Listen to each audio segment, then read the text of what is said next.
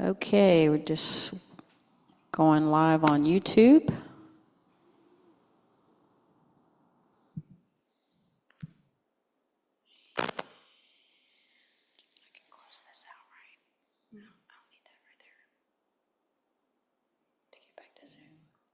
Oh yeah, you can just hover over, yeah, and then click on that. Okay. So that's my show the video. Okay. Robbie wants to show the video, so can you pull the screen down? I'm gonna get it up on the computer, hopefully real quick. Here we go.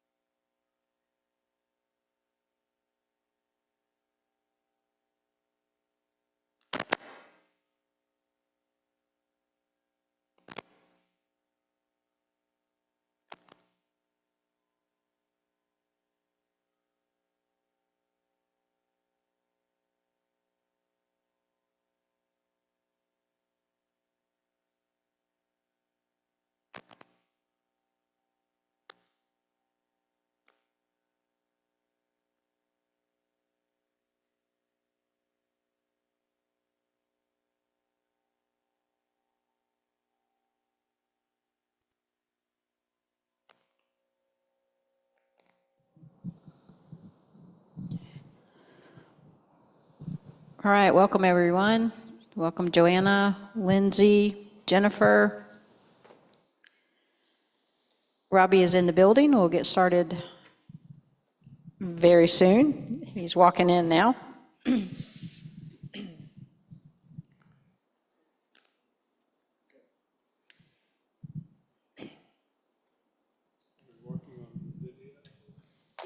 but we're almost there. Yes.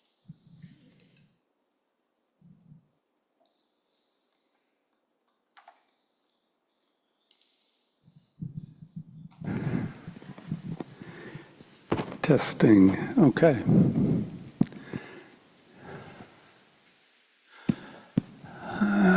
Okay.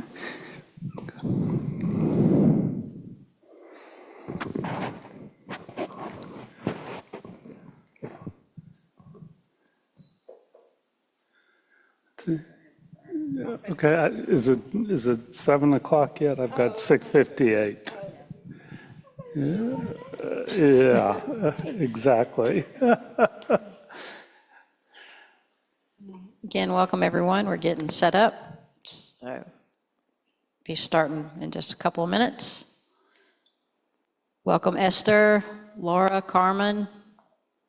Got a big group tonight. Welcome everyone in the Kadampa and everyone on YouTube.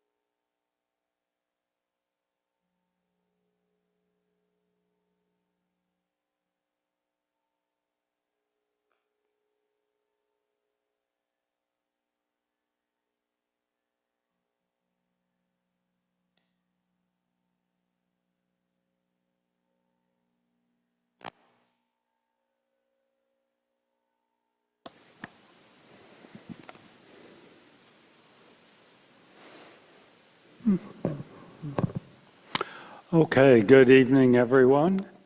Yeah, I'm on. Welcome to our second of 4 classes in the Discovering Buddhism module, Mind and Its Potential. As I said last week, I really like this class because it really is fundamental to everything that's to follow, both in the Discovering Buddhism series and everything that goes on Kadampa Center here, because it is all working with our minds, nothing more and nothing less than that. So really getting clear on what the mind is, according to the Buddha, whether we agree with it or not, is always very helpful. And tonight we're going to start by watching a video. Normally we would have done it last week, but I wasn't organized enough to get that on the schedule. Yeah, these are produced by the FPMT, the Foundation for the Preservation of the Mahayana Tradition. That's the organization that we're part of. And I like watching them, even if sometimes they take away all my thunder and cover everything I'm going to cover over the next 4 weeks. And sometimes they're absolutely irrelevant and have nothing to do with, depending on which class it is. But we do get to see some of our teachers who come here to Kadampa Center to visit, and it just gives us a connection with the lineage that we're part of. So that's why I enjoy watching them. And you get to see people like Richard Gere and Keanu Reeves come in and make guest appearances. So we can take it away on the video. Yeah. Let's see, can you hit the lights and backs? I think so, those of us in the room here.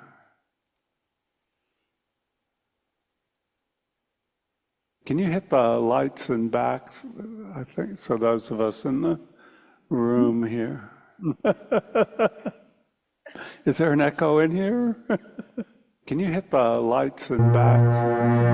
So those of us in the room here. Is there an echo in here? Can you hit the lights and backs? So those of us in the on endless repeat here.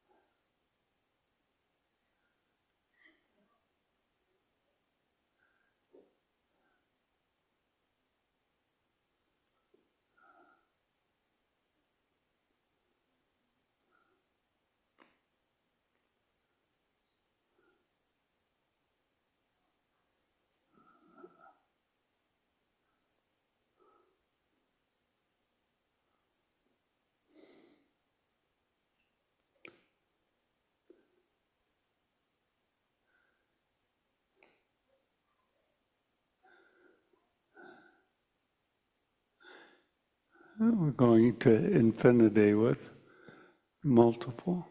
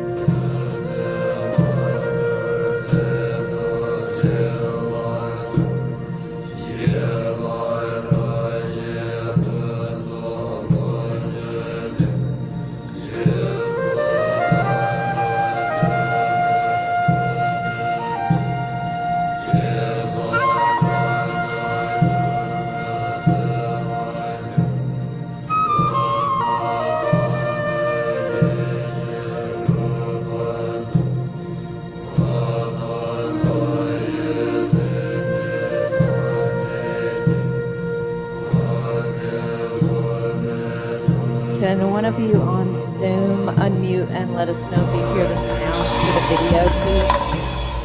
Yes. Yes. Thank you. Hello. We live in a fortunate age. Maybe you think I mean the modern age. Actually, I mean Buddhism has taken root in the West. Until recently, qualified teachers of Mahayana Buddhism outside of Asia have been few and far between. We've had to travel to the Far East to find deep teachings in the subjects of compassion, emptiness, karma, and enlightenment. Today, it's an amazing gift that we can learn about the ancient teachings of the Buddha through this 13-part video series.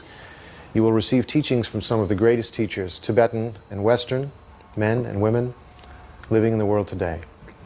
You'll hear personal interviews with Buddhist practitioners who share their experiences of putting the teachings into practice. You'll have the opportunity to gain some understanding of Buddhism and learn skills that you can use to make your life most meaningful.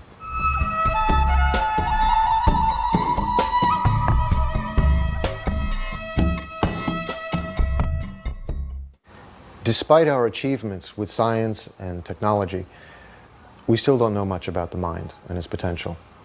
Yet in fact, 2,500 years ago, Shakyamuni Buddha realized the full potential of the mind. He understood that the mind is not just the brain. The mind is beginningless, and it creates our experiences of the world. Because what we perceive as reality is a function of the mind, not only do we have the power to completely eliminate disturbing emotions like anger, but we can consciously progress to the highest evolutionary state possible, Buddhahood. Every living being has the potential to reach this limitless state of wisdom and compassion. Buddhism teaches us that as we begin to understand the true nature of our mind, we become happier, more peaceful, better able to deal with problems, which makes us better able to help others.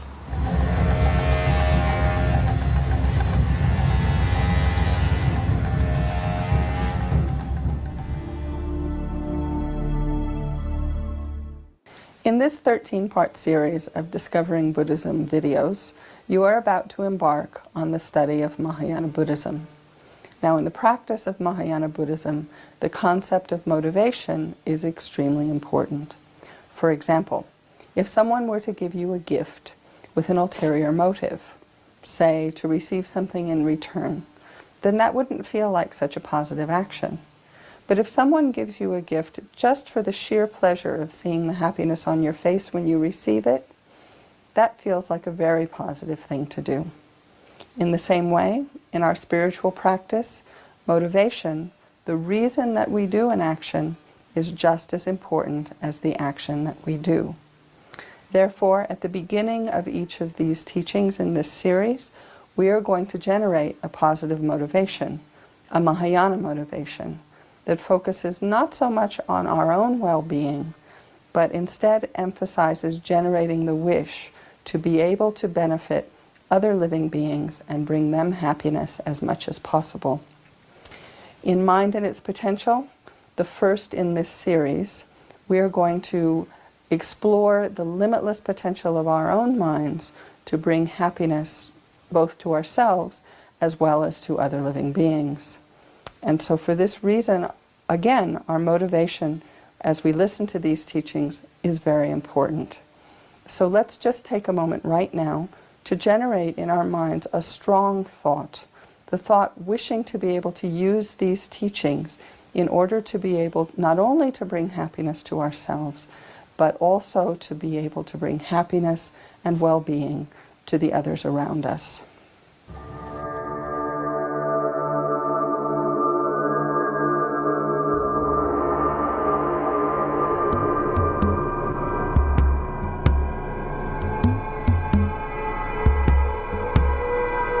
This is Venerable Rabina, who's been here many times and will hopefully be coming here many times in the future as a visiting teacher. She's one of the teachers we have access to because we're part of the FPMT.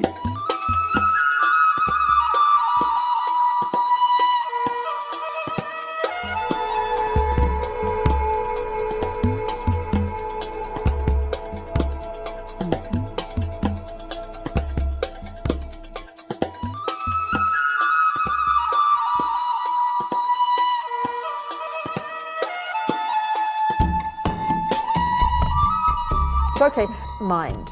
Generally speaking, in Buddhism, you can say it's synonymous with the word consciousness, number one. Number two, this mind of ours, in Buddhist terms, there's not one atom of physicality about it. It's not physical. It's interesting. In the Christian view, we talk about this part of you called the soul that isn't physical, isn't it? Then we have the materialist view, which is there is simply the brain, simply the DNA, the genes, and that's it. So these two views. Well, Buddhism is neither of these. Buddhism has the view that all of the mind, all of the mind, and what that word refers to is the entire spectrum of our inner experiences: intellect, thoughts, concepts, feelings, emotions, unconscious, subconscious, spirit, whatever you want to call, instinct, intuition, you name it. All of this is encompassed by the term mind in Buddhism, or consciousness, okay? The other point about this mind of ours, or about any part of our mind, which is where it again radically differs from all other religious views, is there's not one atom of our being that's created by a superior being, God, Buddha, whatever you like. Nothing, not possible. Buddha says it's just not on. It's just his view, from his own experience has discovered this to be the truth. And the other interesting point, which is where it differs radically again from all the Western psychological views, is there's not one atom of our mind, our personality, our thoughts, our feelings, our emotions, that's created by mum and dad. I mean, big surprise. We have to stop blaming them, okay? There's no part of our mind that comes from our mother and father. Clearly the body does. Thank you, mother and father. They provide us with an egg and sperm, which is the basis of this body. How fortunate we are. So, in Buddhist terms, your mind isn't physical. It doesn't come from mum and dad. It doesn't come from God or Buddha or any other superior being. Clearly, it can't come from nothing. We all know that anything you point to in this universe has a continuity. This thing here comes from metal and plastic and goes back and back. This cup, the same. The flowers, everything has a continuity. Suddenly there's one moment nothing and then one moment a flower. We all know that's absurd. So clearly with the mind it's not possible. Same thing. So mind or consciousnness, not physical. Comes from previous moments of itself. It's like a river of mental moments. Mental continuum, they call it, This whole idea of mind being beginningless. Because if you follow this concept through now, intellectually, conceptually, you can't find any conclusion other than the fact that the mind has to be beginningless. Because this process of cause and effect, chicken and egg. How can you have a first chicken? Okay, Christians and Muslims and all the most religions point to God as the source. Where do I come from? From God. Buddha says no. You come from previous moments of your own consciousness. So if you trace it back and you think, well, maybe it began 32 years ago. Maybe it began 52 lives ago. Any given moment you say maybe it began then, you have to say there was a moment of mind existing. So if it existed then, it has to have come from a previous moment, doesn't it? Conclusion, your consciousness is beginningless. This is the Buddhist idea. Okay. The other point that's so crucial is this idea of Buddha nature. What does this mean, Because the big question, we all have these questions. We say, who am I, What is my purpose? Why am I here? Okay, Buddha says the answer to those questions is to be a Buddha. What's Buddha? Buddha is Sanskrit. It means fully awake. And actually all it's referring to is the fully developed consciousness, mind, beyond which it can't be developed further. What Buddha means is a mind, a being, a consciousness that's fully developed in all, simply speaking, in all what we call the positive qualities, and absolutely free of the negative ones. So simple. There's a simple way of saying. And what Buddha is saying is that is who we really are. We all possess, the term they use is we all possess Buddha nature. Well, the simple way of saying this is this, that it's like, let's use the analogy of an acorn. Mummy, what's that, Oh, well, darling, that's an acorn. What's an acorn, Mummy? Well, that, then she points to the oak tree. Well, that will become that. Oh, how interesting, So then when you mightn't say, what's the nature of an acorn? You might just say, what is it? When you see an acorn, what you're really seeing is a potential oak tree, isn't it? You're not it's a cute little brown thing. Sure, you could use it for this and that, and you could use it for jewelry, you could use it as a weapon if you like, but kind of how dumb. What it really is, isn't it? You see, what its true nature is, we don't use those words, but you listen to it. What it really is a potential oak tree. So how foolish not to develop into an oak tree. How ridiculous, isn't it? Well, that's what Buddha's saying. Mind, consciousness, which is indestructible, which is not created, its true nature, what it really is a potential Buddha, a fully developed mind. It's not as if we have a choice about it, you have an option. It's not as if just some people like Mother Teresa are born to be Buddhas, you know, kind of like potluck. Not like that. No, by definition, an acorn is something that if you give it all the appropriate conditions, will become an oak tree. It's not as if you can turn it into an apple tree if you want to. How stupid. So this is the attitude we have to slowly develop about ourselves. What's kind of interesting now is, because we don't really know who we really are, Buddha says, we identify with this little kind of brown, undeveloped thing. Well, I'm this, I'm that, I'm lazy, I'm fat, I'm human, I'm female, I'm no good, I'm special, I'm delicious, I'm ugly, I'm beautiful, you name it. We're kind of defining ourselves by this little brown thing. How boring, how stupid, how short tunnel vision, you know. A Buddha, which is your true nature, which is what your oak tree is, when you're fully developed, you'll have the fully developed two wings. Infinite empathy with all living beings, beyond which, you know, totally developed. Beyond which you can't develop it further. And this empathy would be such that as if they were all you. There's no separation. Huge empathy, huge wish, spontaneous wish to benefit each one perfectly. Second, you'd have fully developed wisdom wing, which literally in Buddhist terms is called omniscience. And my mum thought this was very arrogant. Only God is omniscient. But Buddha says every living being, if you possess mind, your mind has the potential to know everything. So this is just something totally natural, Buddha says, that our mind has the capacity to literally know everything. And when we have fully removed all the pollution from the mind, all the delusions, then our mind will be in sync with reality, quite literally. Buddha says we're way out of sync with reality right now because of all the pollution in the mind. So we'll be fully developed, we'll be omniscient. Omniscient, infinite compassion, and there's a third quality, not a wing, that's called literally, if you like, omnipotence. The effortless power to do whatever needs to be done to benefit each one of these countless living beings in the entire universe, to benefit them perfectly based on the wisdom that sees their minds perfectly and knows precisely what to do and how to benefit them. And that would include, in fact, the capacity to manifest your own mind, your Buddha mind, in millions of forms throughout millions of universes for millions of eons as long as suffering sentient beings exist. That's a Buddha, okay? That's enlightenment. Enlightenment isn't just some kind of nice feeling, okay? It's a little bit more than that. This is enlightenment. And Buddha says that's your true nature. That's who you can become. That simply is naturally who you really are. You're not it yet, but this whole idea of once you really appreciate what an acorn really is, you will treat it with such respect. And this is the attitude we have to develop about ourselves. It's hugely inspiring, actually, which is why it's so important to hear this very first.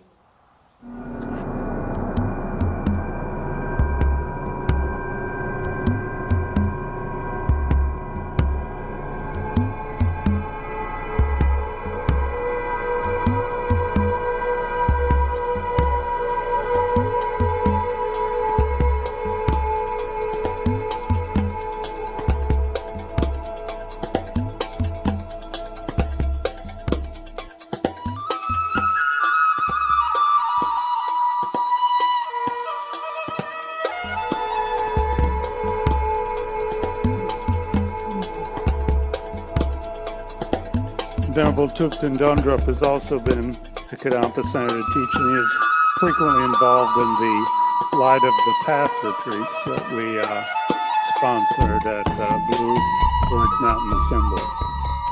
So he's another one we had a connection with, or have a connection So with. anyway, whatever our reason, we meet the Buddha Dharma, and in meeting the Buddha Dharma, we start to discover more and more that the source of our suffering comes from our mind. There are external conditions for our suffering, definitely. There are many, many external conditions for our suffering to arise. But the root cause of our suffering, the Buddha taught, lies within our own mind. And in fact, even meeting the external conditions is something to do with our mind. So the more we understand that our own mind is the source of our suffering, and also, fortunately, our own mind is the source of our happiness, then we begin to understand that the only way to be free of suffering is to change our mind, and to change it radically. If we change it a little bit, we will overcome a little bit of suffering. But if we radically change our mind, bring about a real revolution in our mind and eliminate the disturbing thoughts from our mind and develop all the positive qualities of our mind, then we can be completely free of suffering and develop real happiness. Because again, the happiness that we're seeking is not something temporary, superficial. We may never have thought about what happiness we're seeking, but if we check up, we want a happiness that is perfect and lasting. Buddhism says that there is this amazing phenomena called mind, which is not the brain, it is not something physical, it is something formless, not having any qualities of physical matter. The mind is something which is clear, formless, and has the ability to know. In fact, mind is the only thing that knows, experiences, and feels.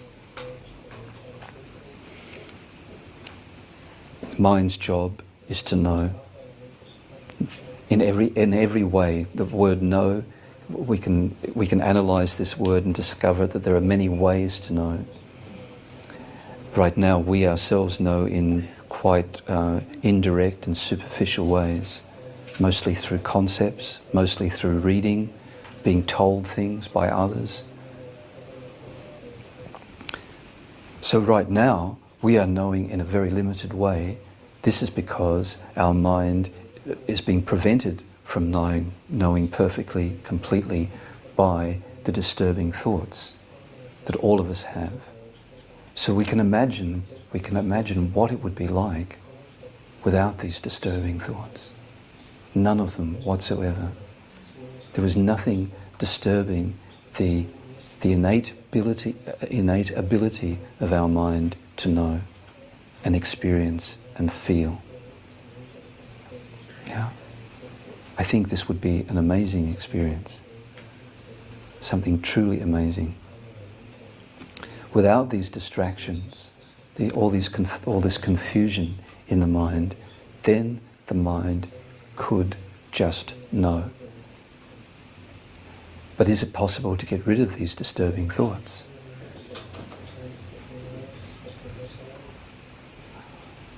So this is also a very big question. This is what the whole Buddha Dharma is about.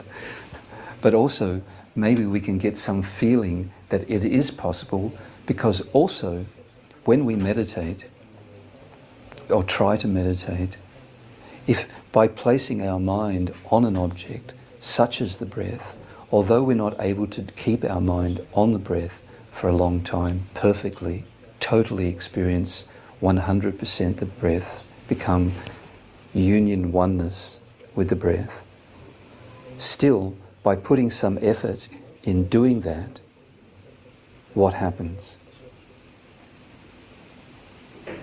We all experience, if we try and do it for some time, that our disturbing thoughts, the agitation in our mind, does reduce. Yes?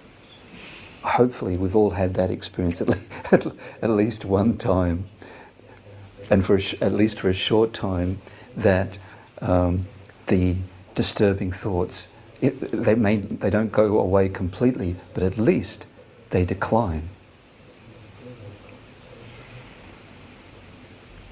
This is actually an indication that these disturbing thoughts have no power from their own side to control the mind. And that, maybe I can do my great demonstration. Sorry.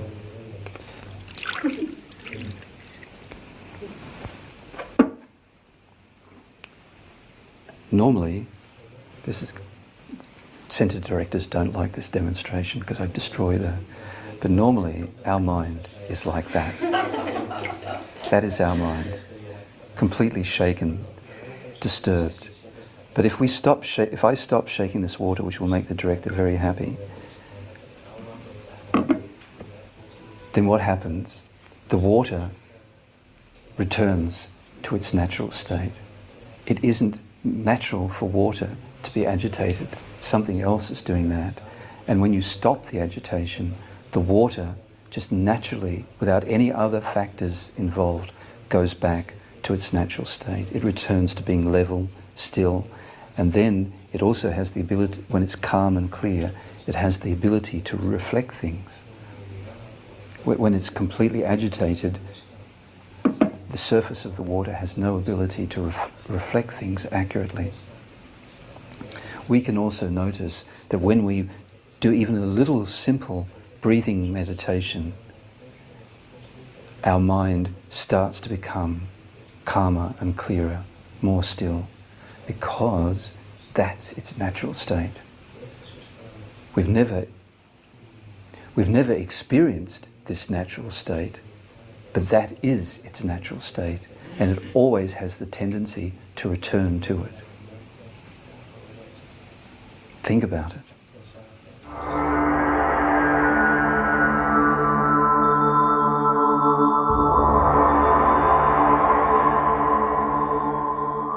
Understanding the true nature of the mind has helped me gradually over a period of, I'd say, about 3 years of just sort of letting that filter down. It doesn't happen suddenly. It didn't happen suddenly. It happened very gradually. Let's say I wake up, recently and think, wow, I'm a different person. I have more self-confidence. And because you start to realize that you're not this limited, hopeless, helpless being who's under the influence of all these things outside and all these things inside that cause so much suffering. When people come up to me and ask me about being a Buddhist nun and about Buddhism, many people have this, they've already decided that Buddhism is this dark, gloomy, pessimistic, nihilistic religion that talks about suffering and death. And that's, we do talk about suffering and death a lot, but we talk about it in a way where we're looking at the situation that we're in. And this is really the situation we're in. We're suffering and we have to die. And but there's a solution to it. That's what everybody seems to forget, that part. There's a solution, and the solution is that we have this pure potential of our mind that's unbelievable, that we can become these incredible beings, these Buddhas, what they call Buddhas. You can call it whatever you want, but it's this potential to become beyond whatever your imagination can come up with, a powerful, all-knowing, blissful being who can help everyone. I always wanted to help people. Since a little girl, I recognized that people were suffering. My parents were suffering, my grandparents, everyone. I recognized their suffering. I recognized my own suffering, but as I grew up and became an adult, my own suffering overwhelmed me so much that I didn't feel like I could help other people. I couldn't even help myself. And gradually, through this understanding and some little bit of taste, experience, that I do have this incredible nature.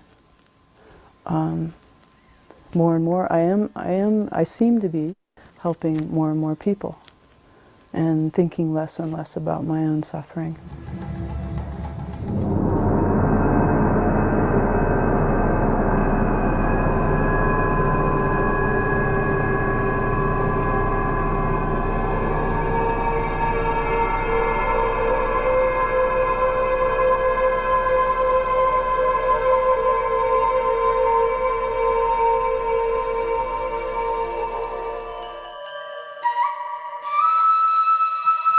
Okay, thank you very much for bringing that up. I thought most of that was quite relevant to the discussions we'll be having. So that took up a good bit of tonight's class, but I think is worth it. I wanted to introduce people to the prayers that we use here at Kadampa Center. Let's see, could I have a copy of the Gold Prayer Book? And if everybody can get one, there's either on the tables here or in the pockets behind you. I think do most of the people who lead modules use the prayers? Yeah, so it's good to get familiar with them. And the first question is, we talked very clearly last week that Buddhism is a non-theistic attitude. So what are we talking about when we do prayers? And so we call these prayers, I don't know if technically they qualify as prayers. It's really, the way to think about them, again, is in terms of the effect that they have on your mind. These are making an imprint on our mind. They're aspirations, to speak, to say in many ways, but they help us set our motivation, and we typically recite them here at Kadampa Center whenever we're together as a group for a teaching or any kind of get-together. So you can think about them as aspirations, really more than, definitely not praying to the historical Buddha or to any kind of godlike figure. They're setting our motivation for what we'll be doing together this evening. And you can turn in the Gold Prayer Book to page 34. And tonight I'd like to start with just the section that's entitled The Four Immeasurables. We'll go back next week and talk about refuge and generating bodhicitta. But I just wanted to introduce the concept of the four immeasurables. And this refers to the four immeasurably vast wishes or aspirations. And it's setting what we talked about briefly last week, the bodhicitta motivation.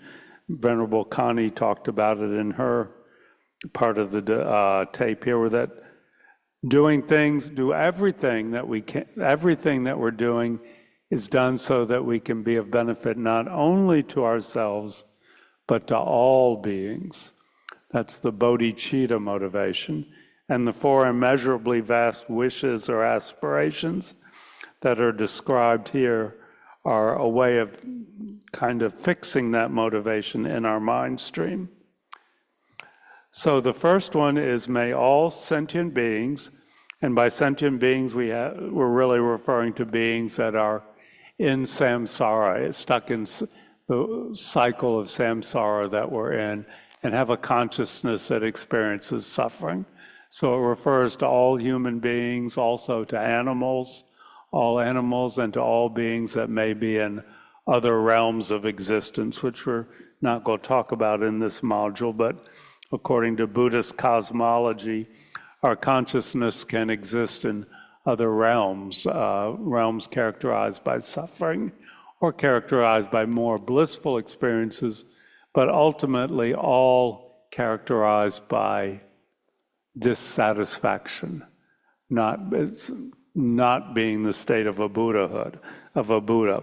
So may all sentient beings, not just the ones I like or the ones who are nice to me, but everyone. So you got to include Hitler, and you've got to include your worst enemy at work. You've got to include everybody.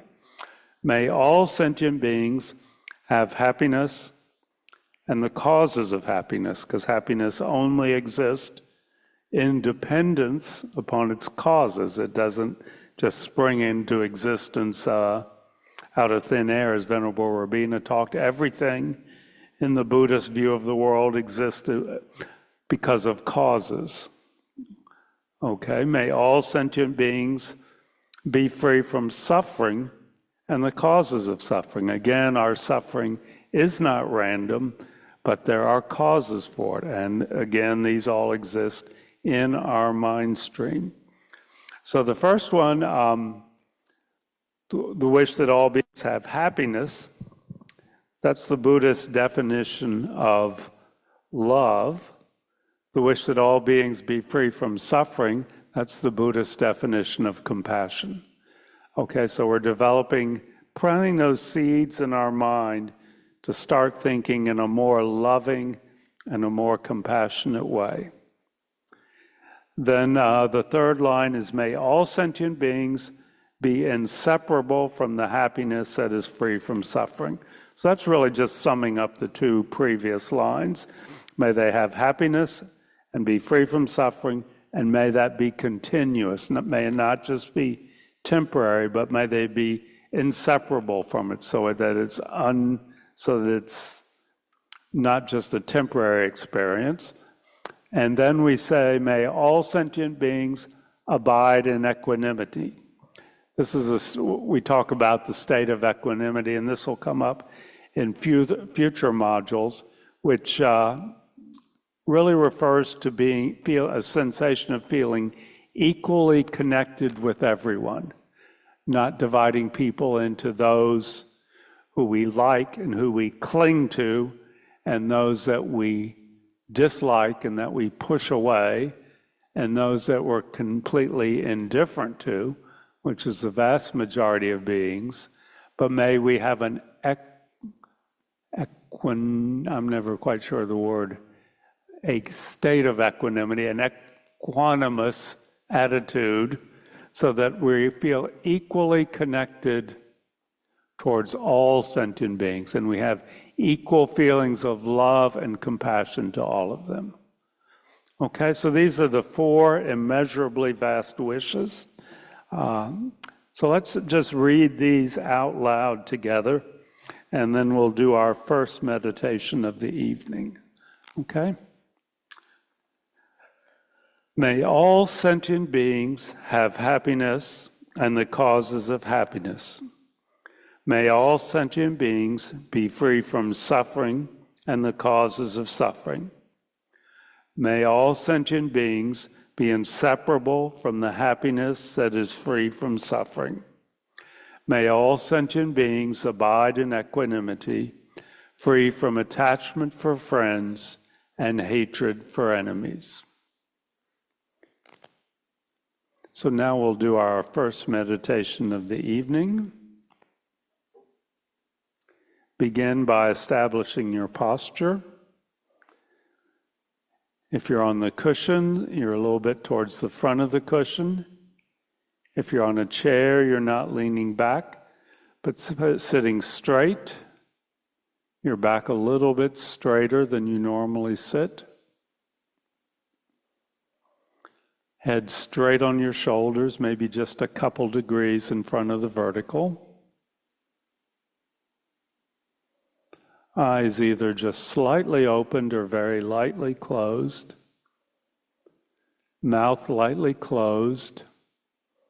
Tongue on the palate behind the upper teeth. Not clenched.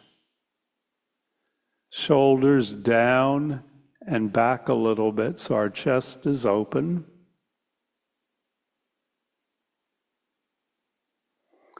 Upper arms aside from your torso, away from them a little bit so some air can pass in there. And whatever you want to do with your hands is fine. Traditionally, we put right hand on left with our thumbs touching. But if you want to put your hands on your knees or another posture, that's fine. If you're on a chair, your feet are flat on the floor or on a cushion. If you're on the cushion, your legs are in a position that you find stable and non-distracting.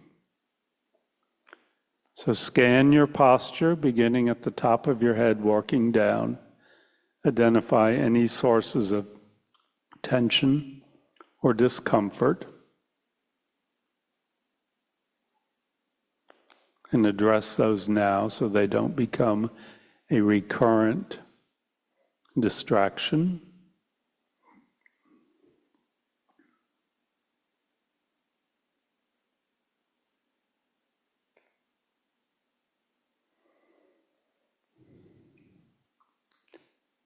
Take 3 deep breaths from the abdomen, the stomach expanding on the in-breath.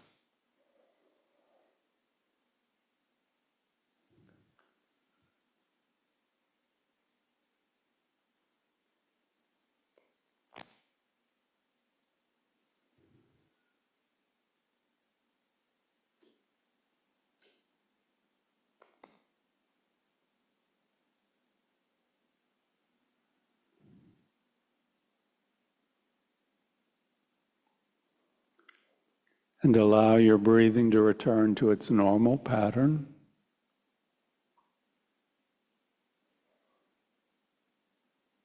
And again, set your motivation for the meditation and discussion that are to follow. Reading the 3 immeasurables helps set our motivation, so just reflect on that I am doing this to develop my qualities of wisdom and compassion so that I can be of benefit to all sentient beings. Completely inclusive.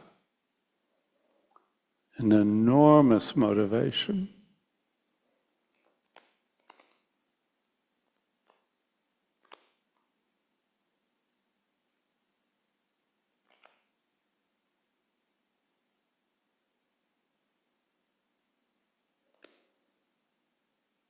And having set our motivation, we begin the concentration meditation, mind on breath, physical sensation of the breath moving in and out through our nostrils.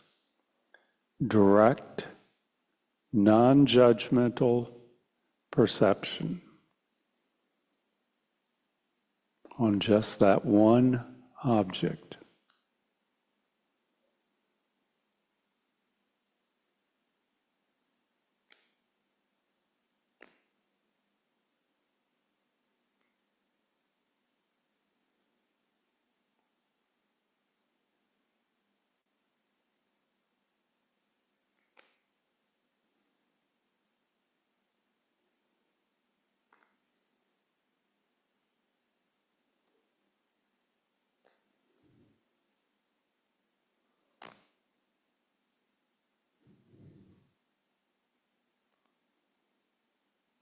When our mind wanders off to something else, as it inevitably will, we just set that aside and come back to the breath over and over and over again.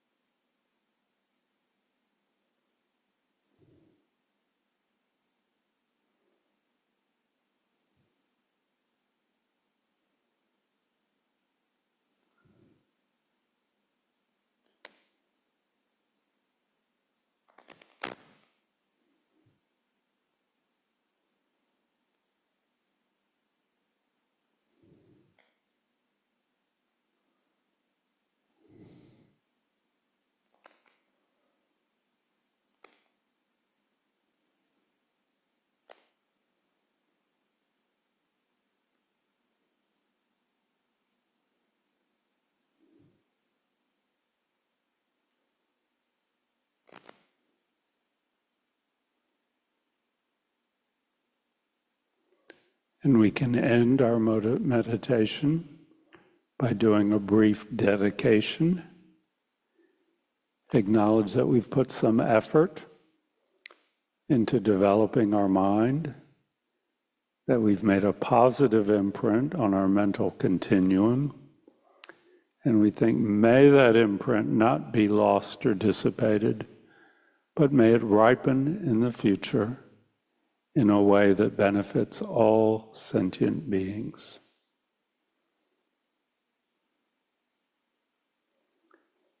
And you can relax your concentration. Okay.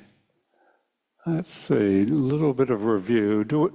Anybody here tonight who wasn't here last week? Okay, great, glad to have you. Okay, last week we discussed the 3 characteristics of mind as described by the Buddha. What's the first one? Anybody? Not physical, okay. Venerable Rabina said it well. She says it's that entire inner aspect of our being. Okay, the Buddhas don't divide things into mind and heart. All of it, adding 2 plus 2 equals 4, plus feelings of love for the most important person in your life, those are all part of our inner being, the inner aspect of our being, the non-physical aspect of our being. It's our thoughts, our memories, our emotions, our personality, our intuition. Everything that we know, if we think about it, is part of who we are, of how we exist, but it can't be found on the dissection table. There's nowhere in the body that it can be found. It's non-physical, which implies that it's not limited by this body. I don't know, there's some implications there that are worth thinking about. It's connected to the body in some ways, but since it is not the physical body, it's not limited in the same way that the body is. So that has some interesting implications that we're not going to go into. And as Venerable Rabina said, it didn't come from our parents. We can't blame it from our parents. We may have certain ways of acting or behaving that we learned from our parents, but it did not come from our parents. Our body, our physical aspect definitely came from our parents, from the genetic material that they provided through the egg and the sperm. That created the physical aspects of our being. The non-physical aspects, okay, which we refer to as mind or consciousness, where did they come from? Where does that come from?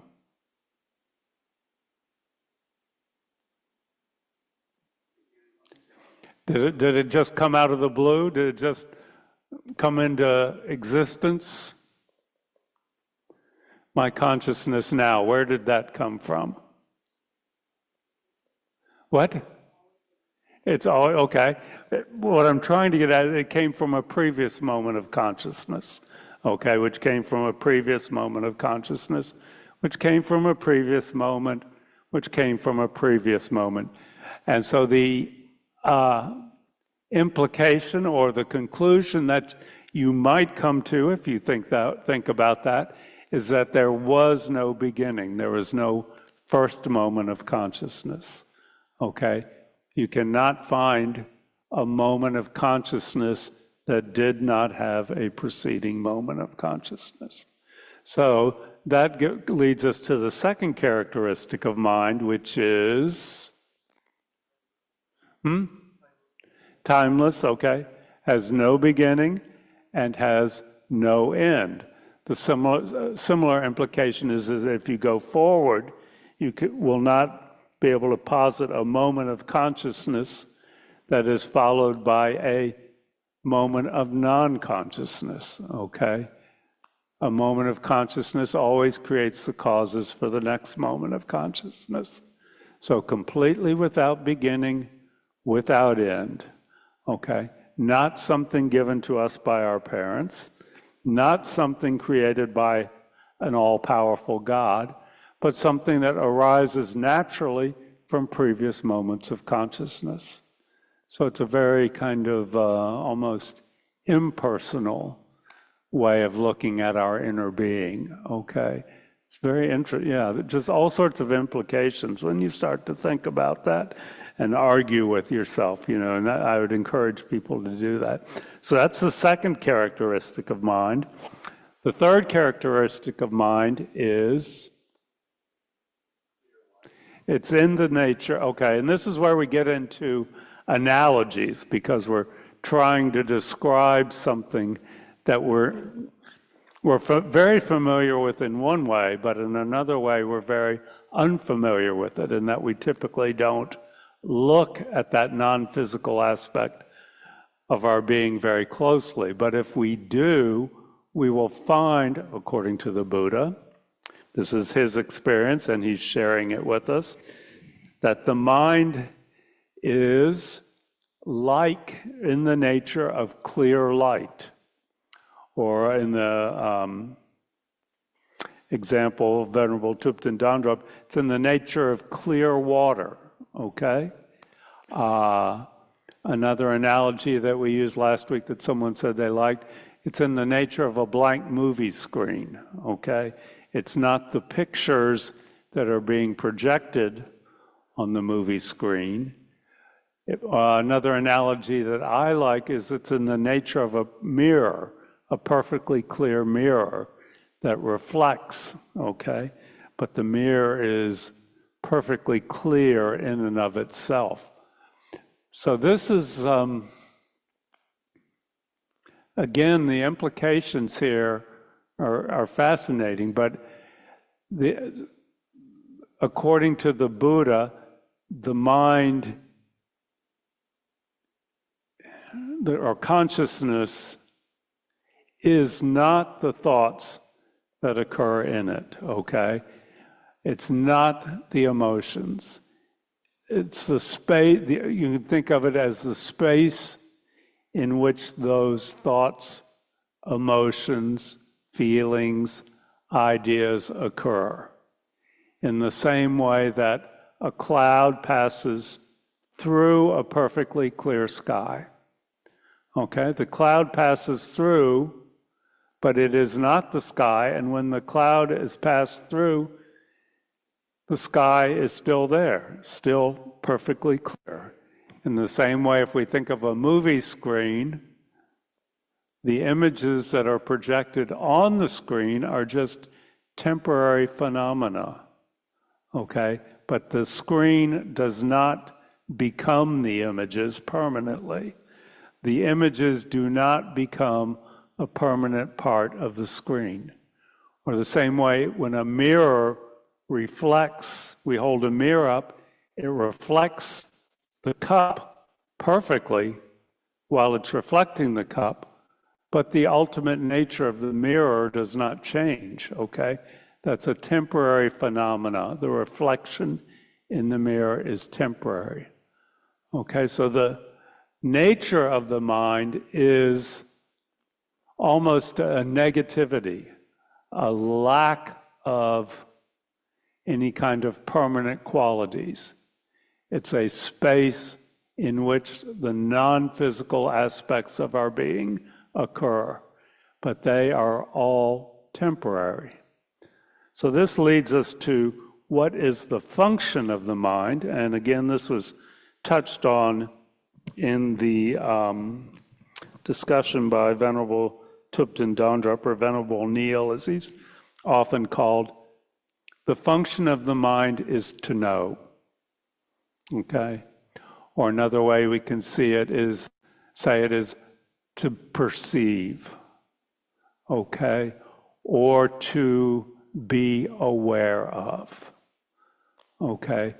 Emotions, ideas, memories, instincts, all of those are perceptions that occur in this clear space that is our mind. They are temporary. They are not the ultimate nature of the mind. Now, most of us live our lives in a way that we think there are things in our mind that are actually not temporary, that are very permanent and are stuck there. Like, I am I have an angry mind. And the Buddha would say the correct way, or the way that's correct because it's more aligned with reality, is to think that you are having one angry perception after another. It's a habit that you've developed. And when we talk about habit, what are we really talking about in Buddhist terms? What's a habit? Karma, okay. And that's a whole nother module. But when we have an angry thought, that makes us predisposed to have another angry thought. So it gets easier and easier each time. That's a strong karmic imprint on our mind stream, which again is a non-physical phenomena. But those aspects of our personality that we seem stuck with, that we just kind of have to cope with and make the best of we can, are really just a series of thinking the same way over and over again. And this is not to trivialize them or just say that these issues that we have are not important. I mean, we can say depression, again, is just a series of depressed perceptions. It is not the nature of the mirror. Okay, the mirror is not depressed. It is just perceiving a depressed moment after depressed moment after depressed moment because of karmic causes that we've created. They're mental habits that we develop. And if we find that those habits don't work, if they agitate the calm nature of our mind, we can break those habits. We can become aware of them as just habits. We can stop thinking in that way, and we can replace them with habits that keep our mind calmer, that keep the water calm, which, according to the Buddha, is thoughts of compassion, equal compassion to all beings, and thoughts that are wisdom, of perceiving reality directly. We can see how if we're misperceiving reality, that's definitely going to agitate the water. And if we're clinging to some people and pushing other people away, that's incredibly agitating to the water, rather than feeling equally compassionate and loving towards all. That's very calm water, not dull or, just a bowl of oatmeal, but feeling warm, loving, compassionate to everyone, seeing reality directly. That is very calm water. And those are habits that work better for the vast majority of us. And the Buddha is saying, because the mind is empty of any permanent fixed qualities, that is a possibility for each of us. That is when they were talking about Buddha nature, they were talking about this as the potential, not just to become an oak tree, but to actually become a Buddha by changing the mental habits, changing the perceptions of our mind. Okay? Any questions or comments? I'm going to run a little bit over tonight because the video went on for a while, but I'm not going to stay too long. Any questions or comments? Anyone on Zoom has a question, just wave your hand and unmute. Okay, so the function of the mind is to perceive or to know, okay? And everything that occurs within this non-physical aspect of ourself is a perception, or we could say, if we want to play with words, we could say it's a knowing something.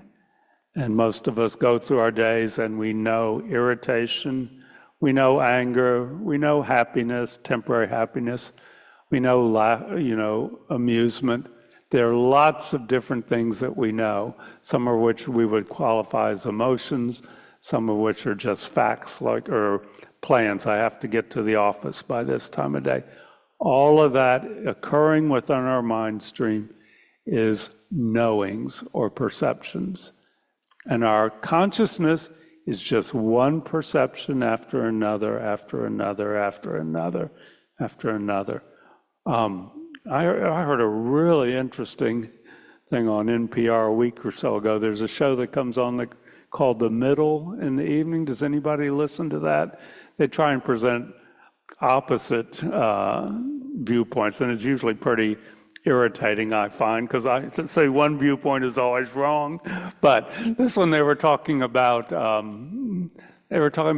cell phone technology and those things, and they were talking about the misperception that you can multitask or do two things at once, according to the Buddhist point of view. And Buddha said this 2,000 years ago, and they're just realizing this. No, you're just going back and forth between two different things or three different things very rapidly. And that was the Buddhist point of view. There's only one perception in the mind at any one time.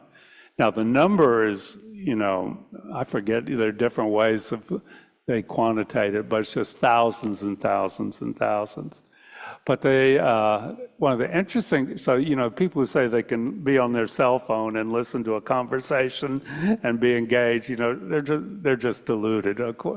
And they were saying that not only can you not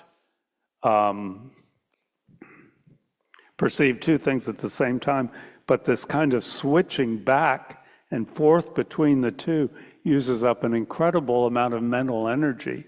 So the quality of your concentration on each one is much poorer, is much coarser and much cruder than it would be if you just paid attention to one thing. So I was saying that's what we're doing in these concentration meditations, trying to take that energy and keep it on just one object. Anyway, so our mental continuum, we think of it as a continuum. Again, we use analogies here. You can think of one ping pong ball after another, without beginning, without end, or you can think of a continuously flowing stream. It's one perception after another, after another, after another, after another, after another. Okay? And there is never a moment, even when we're asleep or when we're in a coma, that the mind is not perceiving or knowing. Now, what it's perceiving or knowing may be very, just may be very crude or very not a conscious thought, but it never goes into a state of non-knowing, of not perceiving something. Okay? And we'll talk about this some next week when we talk about the different levels of consciousness. Consciousness never goes out of existence. There are no gaps in the deeper levels of our consciousness. So there is always some sort of perception or some sort of knowing. Okay? There are no gaps in it. It is continuous without breaks, one perception after another. So I'd like to do one quick meditation before we wind up for this evening. So if you can just get into meditation mode real quick, since you're experienced meditators. Establish your posture. Set your motivation.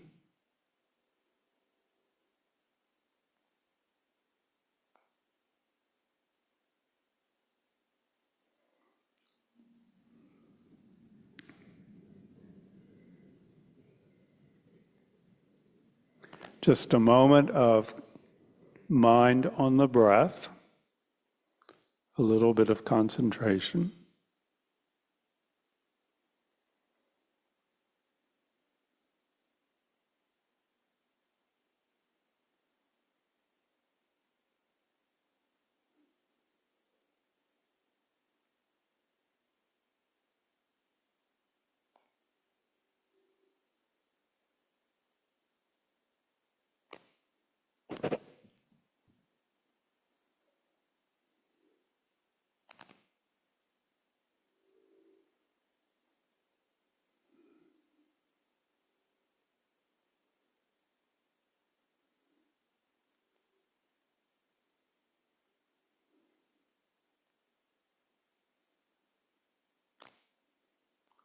And now we're going to take our concentrated mind and turn it to the non-stop flow of perceptions in this space that we call mind.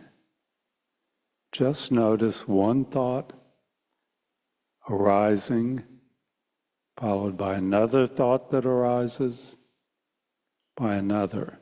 If you want to label them thought, if you find that helpful, that's fine, but your car passing by, feel an itch on your leg.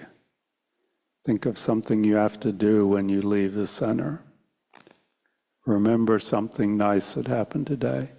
Just one thought after another, after another, after another. Just concentrate on the non-stop flow of perceptions. Don't get caught up in anyone. Just be aware of the flow, the unending sequence of perceptions.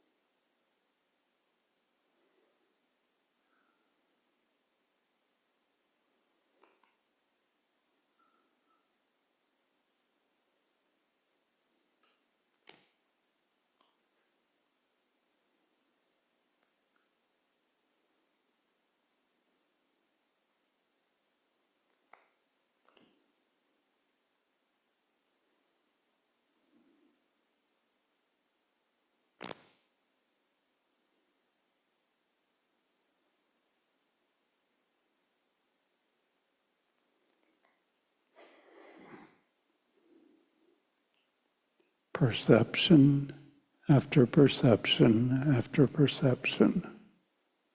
Awareness, awareness, awareness. Nothing permanent, just one after another, after another.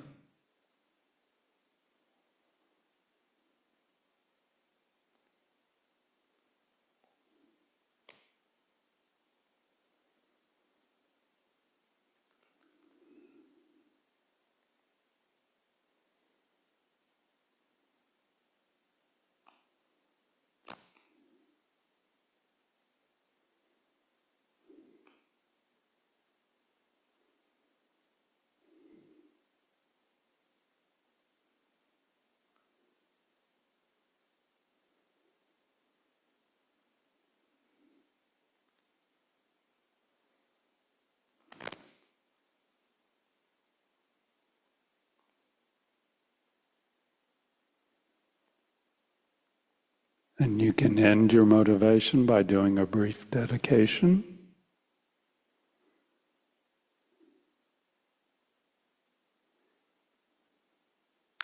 Okay, I'm sorry I went over this evening. During the coming week, I'd like people just to become familiar with the four immeasurables. Get clear in your mind about what we're talking about there. And then sit in meditation 6 times this week and just do the brief concentration meditation and then just look at the flow of thoughts. Just get a sense of that. And then we'll talk about that next week, and then we'll start to look at the space in which those thoughts occur, which is we could almost say the emptiness of the mind, and you can actually meditate on that. That's called Mahamudra, where you meditate on the ultimate empty nature of the mind. We're not going to really get into that, but that's kind of an interesting area. But start to, you get a sense that the thoughts are not the mind. They occur in the mind. The emotions, the memories, the feelings, they all occur there, but they are not the mind. In the same way that the mirror reflects, but it is not permanently what it's reflecting. It's just temporary.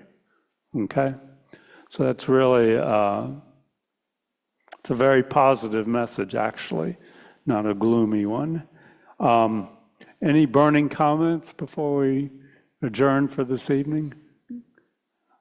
Did we have one on the? Oh, okay. Okay, Thank you. so we'll be back here next week. We only have 2 more classes, so we're going to move swiftly through the material over the next 2 weeks. And thank you for coming, everyone. Any announcements from our... Movie night is Saturday. If you're local and want to come to movie night, it's It's got postponed. yeah, it got postponed from yeah, the 11th it sounded to the very 18th. interesting. What's the... It's called The Sacred Sites of the Dalai Lamas. And so it's come here. We only offer it in person. Sorry, folks on Zoom and YouTube. And arrive around 6:30. Movie starts at 7. And usually it's about an hour and a half, and then, you know, a little brief discussion afterwards. It's really fun. There's popcorn and drinks.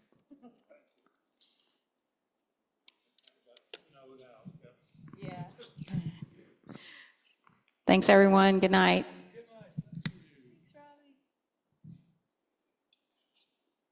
Thanks, Ravi.